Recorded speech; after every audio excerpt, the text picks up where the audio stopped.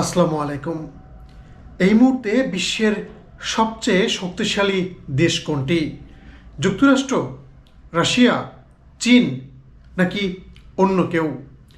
যদি বলি এই মুহূর্তে সবচেয়ে শক্তিশালী রাষ্ট্র ইসরায়েল। কেন বলছি? এই দেশটি কাউকে মানছে না, কোনো কিছু তোয়াক্কা করছে না। তারা একের পর এক দেশে হামলা চালিয়ে যাচ্ছে। ইরানে হামলা চালাচ্ছে, লেবাননে হামলা চালাচ্ছে, ফিলিস্তিনে হামলা চালাচ্ছে, সিরিয়ায় হামলা চালাচ্ছে, ইয়েমেনে হামলা চালাচ্ছে।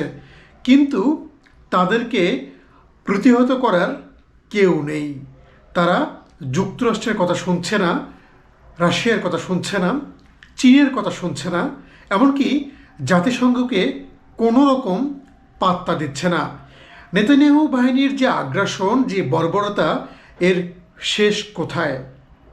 বা এই ইসরায়েলকে থামাবে কে? এর উত্তর কোথায়? বিশ্বের কোনো দেশ, কোনো সংগঠন কেন ইসরায়েলকে থামাচ্ছে না? সবচেয়ে গুরুত্বপূর্ণ যে বিষয়টি, তা হলো ইসরায়েল এত কিছু করছে, এত দেশে হামলা চালাচ্ছে, কেন কেউ কিছু বলছে না? বলছে, অনেকেই চুপিসারে বলছে, কিন্তু শক্তভাবে বা জোরালোভাবে কেউ কিন্তু প্রতিবাদ করছে না। কেননা ইসরায়েলের পাশে সবচেয়ে বড় যে শক্তি, সেটা হলো যুক্তরাষ্ট্র। বাইডেন বলেন বা ট্রাম্প বলেন, তারা কিন্তু ইসরায়েলকে পূর্ণ সমর্থন দিচ্ছে।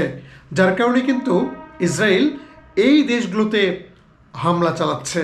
বিনিয়ামিন নেতানিয়াহুর বিরুদ্ধে তার নিজ দেশেই প্রতিনিয়ত বিক্ষোভ হচ্ছে, কারণ অনেক ইসরায়েলিও কিন্তু চায় না যুদ্ধ বা সংঘাত। তারপরেও কিন্তু ইসরায়েল বলেন বা নেতানিয়াহু প্রশাসন বলেন, তারা কিন্তু বিভিন্ন দেশে এই সংঘাত চালিয়ে যাচ্ছে। তাদেরকে অস্ত্র দিয়ে সহায়তা করছে যুক্তরাষ্ট্র।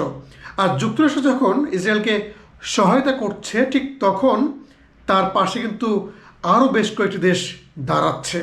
সেগুলো হলো ইউরোপের যে দেশগুলো আছে। এছাড়াও মধ্যপ্রাচ্যের আরও কিন্তু কয়েকটি দেশ ইসরায়েলের পক্ষ নিচ্ছে। যার কারণে কিন্তু ইসরায়েল যখন এই দেশগুলোতে হামলা চালাচ্ছে, তখন কিন্তু অন্য কোনো দেশ এই দেশটাকে বাধা দেওয়ার সাহসও পাচ্ছে না। কেননা ইসরায়েলের পাশে আছে যুক্তরাষ্ট্র, যারা বলছেন যে বাইডেন চলে যাওয়ার পর ট্রাম্প কিছুদিনের মধ্যে দায়িত্ব নেবেন, ট্রাম্প আসার পর এই সংঘাত বন্ধ হতে পারে।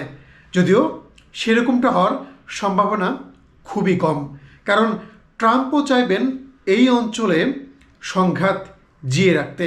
এতে করে যুক্তরাষ্ট্রেরই লাভ।